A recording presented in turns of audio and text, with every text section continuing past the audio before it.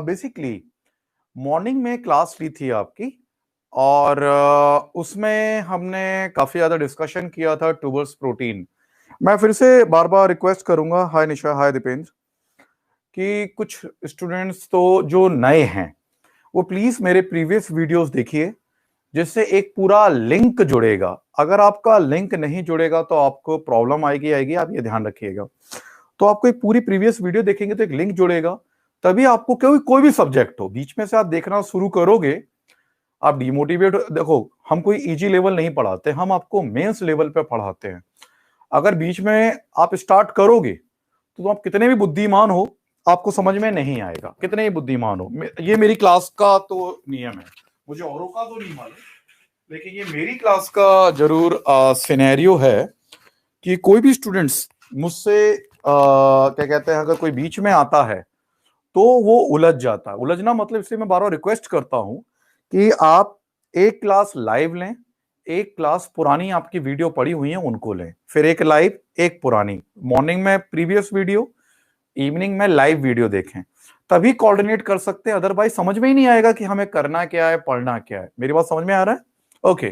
तो जैसे प्रोटीन है, हम बहुत डीपली बात कर रहे हैं। पहले प्रोटीन जब हमने स्टार्ट किया, मैं थोड़ा सा रिकॉल करना चाहूंगा आप लोगों का। when we started proteins, first we learned towards exactly what is it, होता क्या है प्रोटीन। तो हमने जाना कि मूल्डर ने, वर्जिलियस ने 1838 एंड 1839 में प्रोटीन नामक शब्द को दिया। फिर हमने उसके बाद मूव किया, और मैं कंटिन्यू वॉच कर रहा हूं, कोई प्रॉब्लम हो, कुछ भी हो तो, डाउट हो तो मुझसे बीच में पूछिएगा, लेकिन टॉपिक जब मैं खत्म कर दूं उसके बाद पहले समझिएगा। तो फिर हमने प्रोटीन के बारे में बात की फर्स्ट लेक्चर में ही, कि हमारी जो बॉडी है या इसमें, या फिर जो भी हमारे प्रोटीन्स हैं, बेसिकली सजीव जो भी लिविंग ऑर्गेनिज्म होते हैं, उसमें बेसिकली अगर हम प्रोटीन की मात्रा देखें तो 14% होती है। और जो मृत होते हैं, जो डेड बॉडीज होती हैं, बेसिकली सूखी होती हैं, उसका मैं नोट्स भी मैंने हिंदी इंग्लिश में भेज दिया था आपको, उसमें 50% या उससे भी अधिक हो जाती है। इसलिए हम कहते हैं कि जो भी आप नॉन वेजिटेरियन हैं, बेसिकली वो अगर नॉन वेजिटेरियन खाते हैं तो उनको प्रोटीन ज्यादा मात्रा में उन्हें मिलता है, they are easily consume maximum quantity of proteins. ये हमने उसके बारे में चर्चा की थी, फर्स्ट लेक्चर की बात कर रहा हूं। प्रोटीन बनता कैसे है, किस किस मॉलिक्यूल्स का ये कंपोजिशंस होता है, मैंने उसके बारे में चर्चा की थी। जैसे कार्बोहाइड्रेट और फैट्स, यानी हमारा जैसे कार्बोहाइड्रेट और फैट्स हमारे बने हैं, न्यूट्रिएंट्स में जो बने हैं हमारे, उसमें ऑक्सीजन भी होता है, हाइड्रोजन भी होता है, कार्बन भी होता है। सेम उसी प्रकार से प्रोटीन का भी निर्माण होता है, कार्बन, ऑक्सीजन, हाइड्रोजन, प्लस 16% इसके अंदर नाइट्रोजन की मात्रा भी होती है। क्वांटिटी ऑफ नाइट्रोजन इज 16% जो हम बात करें प्रोटीन की। ये अभी भी रिवीजन चल रहा है, जो मेरी फर्स्ट क्लास थी, मैं रिवीजन सिर्फ 2 मिनट ले रहा हूं रिवीजन के लिए, जो मैंने पढ़ा चुका हूं, क्योंकि हो सकता है कुछ नए बच्चे हैं तो उनका शायद लिंक बैठ जाए और उन्हें मेरा यारा लेक्चर भी थोड़ा समझ में आने लगे कि मैं क्या पढ़ा रहा हूं।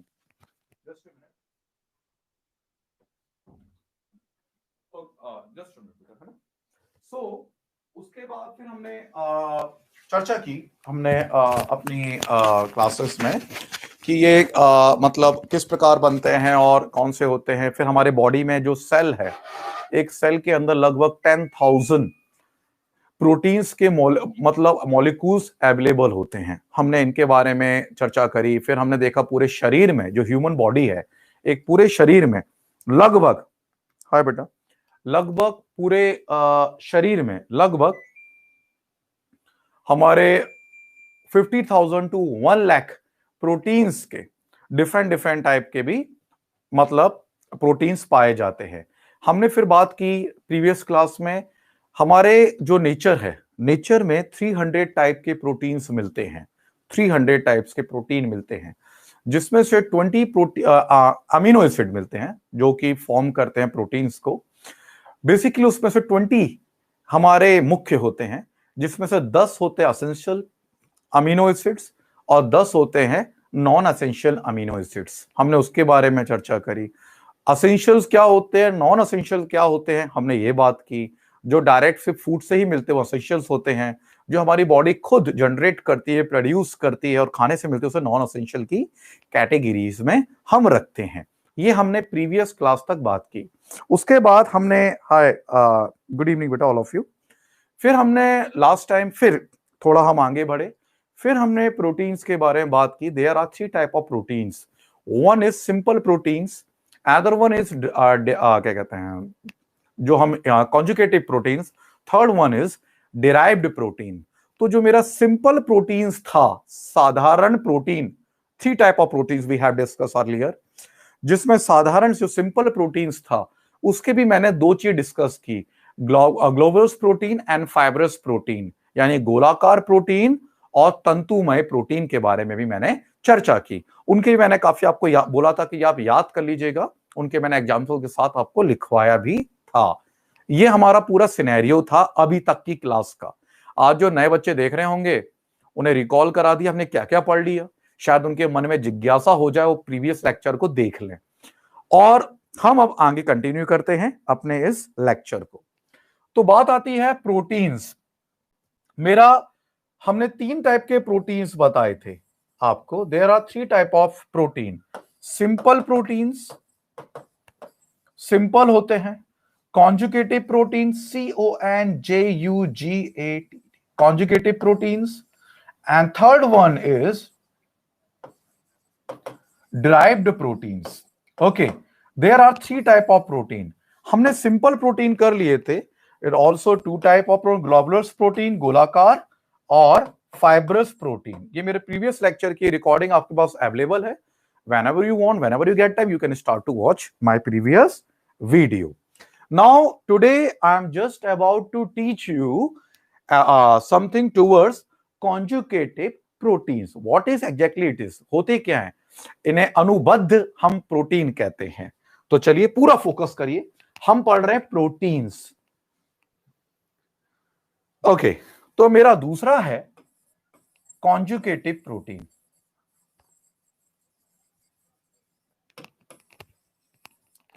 यानी संबद्ध प्रोटीन्स इन्हें बोला जाता है, संबद्ध प्रोटीन। कॉन्जुगेटिव जो प्रोटीन्स हैं, बेसिकली वो होते क्या हैं और वो किससे बनते हैं, हमें इसको बहुत अच्छे से समझना है। ये जो संबद्ध प्रोटीन होते हैं, जो दूसरे टाइप के होते हैं, ये किससे बनते हैं, कौन इन्हें बनाता है। तो मैं आपको बताना चाहूंगा, प्लीज आराम से समझिएगा। मैं प्रोटीन्स पढ़ा रहा हूं जो बहुत ही साधारण होते हैं, सिंपल होते हैं। Type 2, there are 3 type of protein. मैं दूसरे टाइप के प्रोटीन्स आपको बता रहा हूं। ये जो संबद्ध यानी कॉन्जुगेटिव प्रोटीन्स होते हैं, इनको बनाने के लिए हमें चाहिए होता है सिंपल प्रोटीन्स। सिंपल प्रोटीन यानी सरल प्रोटीन की जरूरत पड़ती है इनको बनाने में। और दूसरा, हमें कुछ अन्य पदार्थ, अदर्स मटेरियल्स, अदर यानी अन्य पदार्थों की जरूरत पड़ती है। अदर्स मटेरियल की भी जरूरत पड़ती है। हमारे बायोलॉजी में इनको यही बोला जाता है, we require some others and और सिंपल प्रोटीन्स। अब एग्जैक्टली बात की जाए तो ये जो अदर प्रोटीन्स होते हैं या अदर पदार्थ है, अन्य पदार्थ से मिलकर हम इनको जो कॉन्जुगेटिव प्रोटीन्स हैं उनको हम बना रहे हैं, फॉर्म कर रहे हैं। तो ये अदर पदार्थ हैं क्या, इन्हें कौन क्या कहता है? एनीवन, एनी आइडिया कि ये जो अदर पदार्थ हैं इन्हें क्या कहा जाता है? कोई मुझे बता सकता है? अगर कोई बायोलॉजी स्टूडेंट है तो, कोई भी student, can you tell me, जो हम कॉन्जुगेटिव प्रोटीन्स को जो बना रहे हैं, तो हम सिंपल प्रोटीन्स को लेके चलेंगे और दूसरा कुछ अन्य पदार्थ भी हम लेकर चलेंगे। तो ये जो अन्य पदार्थ हैं, जो अदर्स मटेरियल्स में बात कर रहा हूं, ये कौन से पदार्थ होते हैं? एनीवन? चलिए, मैं आपका इंतजार इतना लंबा नहीं करूंगा। इन्हें हम कहते हैं प्रोस्थेटिक पदार्थ। प्रोस्थेटिक पदार्थ, PROSTHETIC, प्रोस्थेटिक पदार्थ कहते हैं। क्या कहते हैं इन्हें? याद रखना, प्रोस्थेटिक पदार्थ के नाम से इन्हें जाना जाता है। प्रोस्थेटिक समूह कह लो, ग्रुप कह लो, पदार्थ कह लो, ये कहा जाता है। अगर कोई आपसे पूछता है, एग्जाम्स में क्वेश्चन आता है कि देखिए मैं इसके इंग्लिश और हिंदी में दोनों में नोट्स आपको भेजता ही भेजता हूं, तो प्लीज अभी आप थोड़ा समझिएगा, लिखने पे जोर मत दीजिएगा प्लीज। हमारे जो अनुबद्ध प्रोटीन बन रहे हैं, जिन्हें हम कॉन्जुगेटिव प्रोटीन बन रहे हैं, बेसिकली वो सिंपल, ऑन टाइम मेरे संग याद करना है, आपको अभी याद करना है, बाद में नहीं याद करना। तो वो किन दो से बन रहे हैं? एक बन रहे हैं सिंपल प्रोटीन से, ठीक है, साधारण प्रोटीन से, और दूसरा अन्य पदार्थ का नाम लिया जाता है अदर सब्सटेंस से। उन्हें हम क्या कहते हैं एग्जैक्टली? उन्हें हम कहते हैं प्रोस्थेटिक ग्रुप। जो अन्य पदार्थ जो होते हैं, अदर ग्रुप्स होते हैं, उन्हें हम क्या कहते हैं? प्रोस्थेटिक ग्रुप कहते हैं। अगर कोई पूछता है आप लोगों से तो आप क्या बोलोगे? कॉन्जुगेटिव प्रोटीन फॉर्म फ्रॉम, जो कौन कर रहे हैं? एक सिंपल, एक प्रोस्थेटिक ग्रुप कर रहे हैं। ठीक है बेटा, इतना समझ में आ रहा है? थोड़ा यस और नो कर दिया करो, क्योंकि देखो हम लोग लाइव हैं। अगर आप मेरे सामने बैठे होते, जो अभी कोचिंगें बंद पड़ी हुई हैं, तो आपकी हाँ हूं मुंडी हिल रही होती, आपकी आंखों के एक्सप्रेशन ऐसे होते, तो मैं समझ जाता ये मयूरी बैठी है, ये कृति बैठी है, सुमन है, रुचिका है, नेहा है, इन्हें समझ में आ रहा है, मैं समझ जाता रचना बैठी है। लेकिन अब आप मेरे से बहुत दूर हो, कोसों दूर हो, तो मैं ऐसे नहीं समझ सकता। मेरे सामने कैमरा लगा हुआ है, मैं कैसे जान सकता हूं आपको समझ में आ रहा है नहीं आ रहा? उसका सिर्फ एक ही तरीका है कि जो मैं आपको पढ़ा रहा हूं, आप मुझे रिप्लाई करिए। मोबाइल में आपके रिप्लाई मेरे सामने है ना? तो आप जब भी रिप्लाई करोगे मैं देखूंगा, तो मुझे समझ में आएगा कि आपको समझ में आ रहा है। ठीक है, ओके। तो आपको मेरे संग याद करना है प्लीज। मैं बायोलॉजी, कुछ बच्चे घबराते हैं, वो पतली पतली किताबें उठा लाते हैं, दृष्टि फृष्टि और महावीर पुणेकर उसी पढ़ के सोचते हैं वो हासिल कर लेंगे। ऐसा कुछ भी नहीं होता, प्लीज मेरे संग याद करें। हमने पढ़ा कॉन्जुगेटिव प्रोटीन्स यानी अनुबद्ध प्रोटीन, दो से बना, प्रोस्थेटिक पदार्थ, प्रोस्थेटिक समूह ग्रुप्स, एंड सिंपल प्रोटीन। ठीक है, आप लोगों को याद हो गया। अब बच्चों बात आती है, ये जो पदार्थ हैं मैंने लिखा प्रोस्थेटिक और ये सिंपल प्रोटीन। अब इनसे हमने क्या किया? थ्रू केमिकल प्रोसेस, यानी रासायनिक संगठन के द्वारा, केमिकल प्रोसेस रासायनिक संगठन बना के हमने जब इनको मिलाया, आपस में मिलाया, तो आपके परीक्षा के बहुत सारे एग्जामिनेशंस के क्वेश्चन निकल के दौड़ कर आ गए। बहुत सारे क्वेश्चन निकल के आ गए। कैसे आए? जब मैंने सिंपल प्रोटीन एंड प्रोस्थेटिक, चलो मैं इसे ऊपर कर देता हूं जिससे आपको और अच्छे से समझ में आएगा। जब मैंने इन्हें सिंपल प्रोटीन्स, मैं पी लिख रहा हूं, P donate for proteins, and अपना प्रोस्थेटिक, मैं सिर्फ प्रो लिख रहा हूं, को जब मिलाया हमने केमिकल प्रोसेस के थ्रू, तो हमारे पास बहुत सारे यही कॉन्जुगेटिव प्रोटीन्स निकल के आ गए।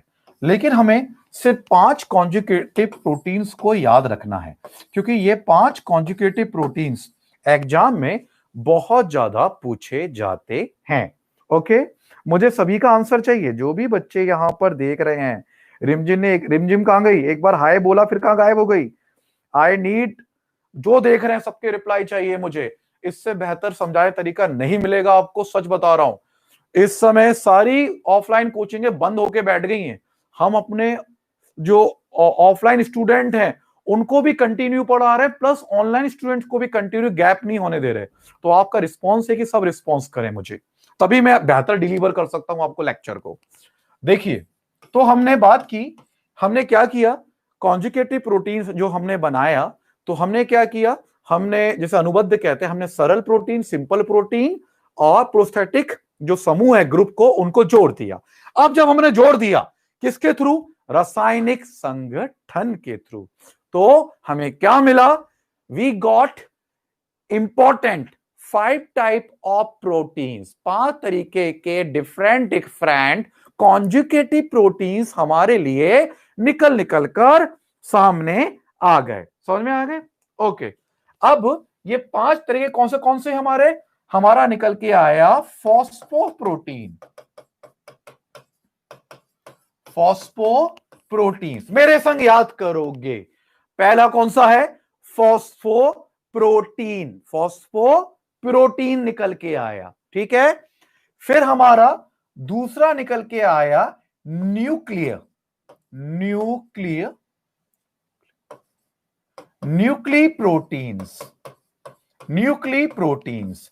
जब हमने इन दोनों को जोड़ा रासायनिक संगठन के थ्रू, तो हमें 5 प्रकार के मुख्य प्रोटीन जो हमें मिले, फाइनली रिसीव हुए, हम उनके बारे में बात करेंगे। तो पहला हमें कौन सा निकल के आया, फॉस्फोप्रोटीन्स। दूसरा न्यूक्ली प्रोटीन्स। तीसरा ग्लाइको प्रोटीन्स।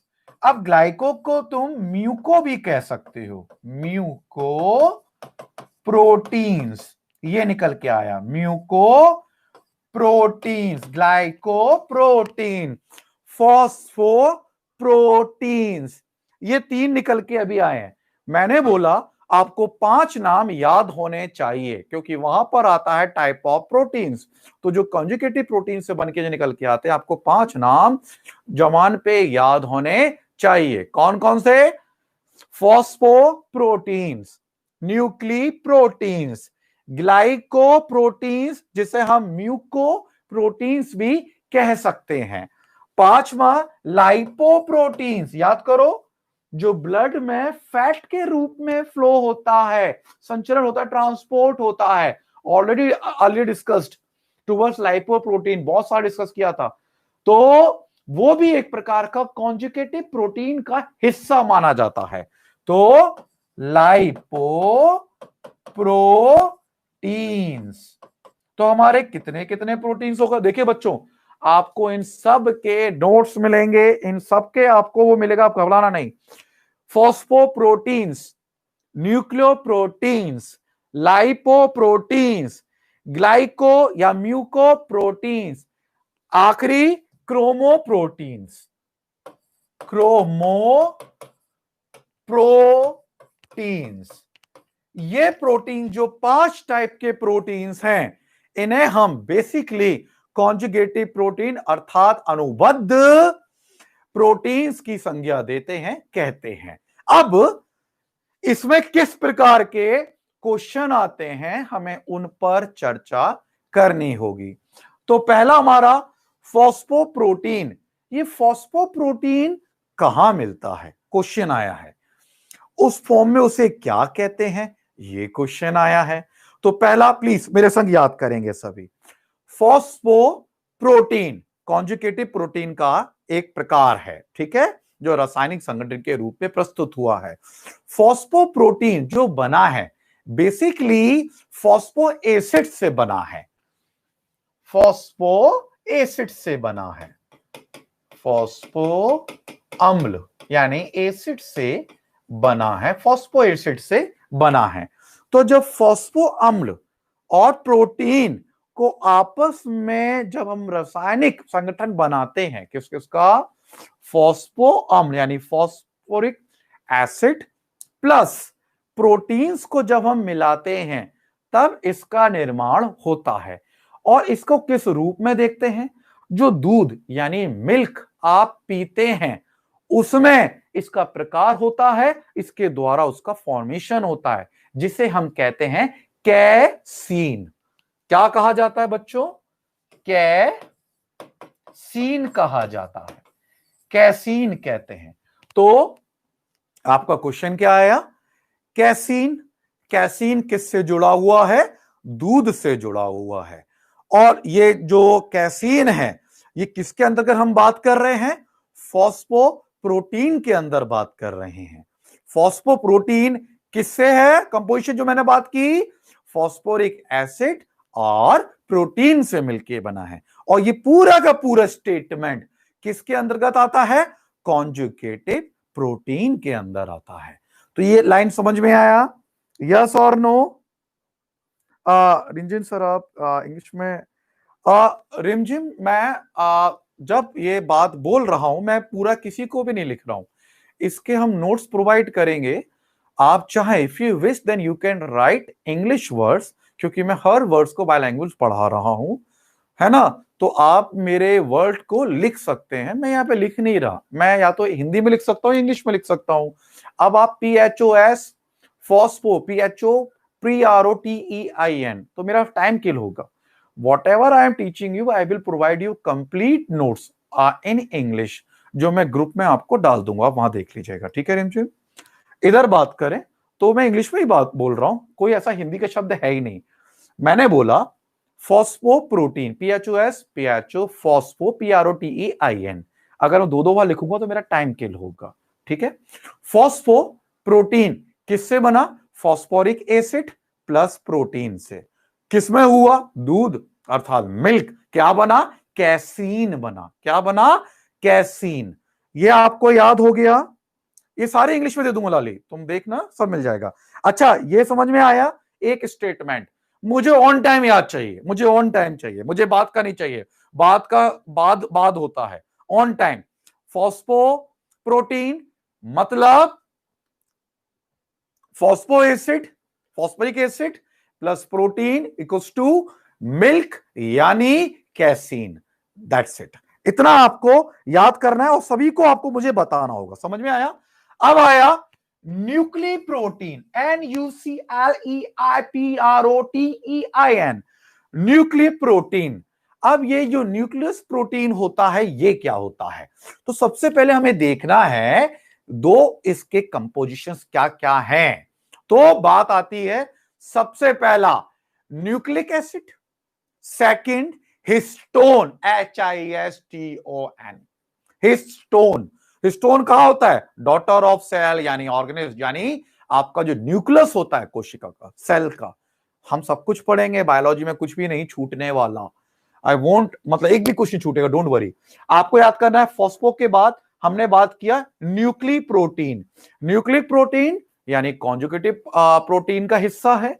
दूसरा चीज, सेकंड थिंग, मैंने आपको बताया ये कैसे बना। Nucleic acid plus histone, histone, histone से बना और न्यूक्लिक एसिड से बना। अब बात आती है ये बॉडी में कहां पर है और इसका क्या सबसे इंपॉर्टेंट रोल है। तो मैं बताना चाहूंगा हमारा जो सेल होता है, सेल, सेल का जो न्यूक्लियस होता है, हिंदी में जिसे हम कहते हैं नाभिक, उसमें हमारा, सभी आराम से समझिएगा, जो हमारा हिस्टोन और बेसिकली न्यूक्लिक एसिड से मिलके बना है, जो हमारा सेल होता है, सेल, सेल का जो न्यूक्लियस होता है, जो हमारा नाभिक यानी न्यूक्लियस होता है, वहां पर ये जो टाइप का प्रोटीन है जिससे हमने बनाया, ये वहां पे क्या करता है? क्रोमेटिन का फॉर्म करता है। Chromatin, CHROMATEIN, chromatin. तो आप याद करेंगे न्यूक्लियस में क्रोमेटिन को फॉर्म करता है। तो हमने क्या पढ़ा? न्यूक्लिक प्रोटीन, जो कि कॉन्जुगेटिव यानी अनुबद्ध प्रोटीन का प्रारूप है, रूप है। ये क्या हुआ? ये हिस्टोन से बना। आप एनालाइज करके लिख सकते हैं जो मैंने आपको बोला है, ये बना हिस्टोन से बना। ठीक है। और न्यूक्लिक एसिड से मिला। कहां मिला? कहां क्या करा इसने? तो ये बेसिकली सेल का जो न्यूक्लियस होता है, जो बिल्कुल केंद्र कहते हैं, नाभिक कहते हैं जिसे, उसमें क्रोमेटिन का फॉर्म करता है। तो आपको जो जुड़ गया क्रोमेटिन मींस न्यूक्लियस। कहां फाउंड होता है? न्यूक्लियस में। न्यूक्लियस मीन न्यूक्लिक एसिड, जिससे हिस्टोन और न्यूक्लिक जुड़ा हुआ है। और इन पूरी स्टेटमेंट का मतलब we are discussing conjugative proteins. ठीक है बच्चों? ओके। हाँ प्रशांत, क्रोमोसोम्स तो वही होते हैं, मैंने बताया ना, जो डॉटर सेल्स होते हैं। हिस्टोन का तो वही पूरा प्रारूप है बेटा। ओके, ठीक है ना। जो हमारे एक्स और वाई और वाई आई होते हैं, we will discuss later on. Daughter cell कैसे आते हैं, जिसकी आपको मालूम होगा, आपको 7 स्टेजेस होती है, जिसमें से मुख्य 5 स्टेजेस को हम डिसाइड करते हैं। हाउ सेल मतलब बिल्ड इटसेल्फ। एनीवे, तो 1 और 2। अब हमारा आया ग्लाइकोप्रोटीन और म्यूकोप्रोटीन, ग्लाइकोप्रोटीन और म्यूकोप्रोटीन। बेसिकली ये जो ग्लाइकोप्रोटीन है, म्यूकोप्रोटीन, अगर आप याद करोगे तो ग्लाइकोजन और वो सब मैंने कार्बोहाइड्रेट में आपको बहुत अच्छे से पढ़ाया था। अगर आप याद करेंगे पूरा पूरा कार्बोहाइड्रेट पढ़ा चुका हूं ऑलरेडी पढ़ा चुका हूं। तो ये जो मोनोसैकेराइड्स पढ़ाए थे ना मैंने आपको, मोनोसैकेराइड, डाइसैकेराइड, पॉलीसैकेराइड, ट्राइसैकेराइड्स, तो ये जो ग्लाइकोप्रोटीन है बेसिकली मेरा तीसरा टाइप का, थर्ड टाइप ऑफ प्रोटीन जो मेरा ग्लाइकोप्रोटीन्स है। बेसिकली ये ग्लाइकोप्रोटीन हमारा कार्बोहाइड्रेट प्लस प्रोटीन के कॉम्बिनेशन पैक है। मैं तो ये कहता हूं ग्लाइको मतलब कहीं ना कहीं कार्बोहाइड्रेट की मैं बात कर रहा हूं, and second one is protein, obviously protein है। तो ये मेरा क्या है, ये मेरा कॉम्बो पैक है, एक प्रकार का ग्लाइकोप्रोटीन या म्यूकोप्रोटीन। ठीक है, अब ये बन गया। अब ये कहां पर है, किस चीज में है, तो ये क्वेश्चन बहुत इंपॉर्टेंट। मैं ये क्वेश्चन डिस्कस कर रहा हूं, कैसीन क्वेश्चन में आया था आपका, क्रोमेटिन क्वेश्चन में आया था आपका, ग्लाइकोजन में से क्या क्वेश्चन आया, मैं उसकी बात कर रहा हूं। तो जो ग्लाइकोप्रोटीन है हमारा स्टूडेंट्स, उसमें क्या हुआ, वो ये। अब देखो हमारा जो कनेक्टिव टिश्यूज हैं, जो हमारे संयोजी ऊतक जिन्हें कहते हैं कनेक्टिव टिश्यूज हैं, ठीक है, जो हमारा ये आहार नाल जो ग्लैंड, जो मैंने आपको बता जेनेटिक ग्लैंड है जो, वो हुआ, सबके अंदर कहीं ना कहीं आदि एक्स्ट्रा में म्यूकस के रूप में है। Mucus, MUCUS, mucus. म्यूकस को हिंदी में कहते हैं श्लेष्म।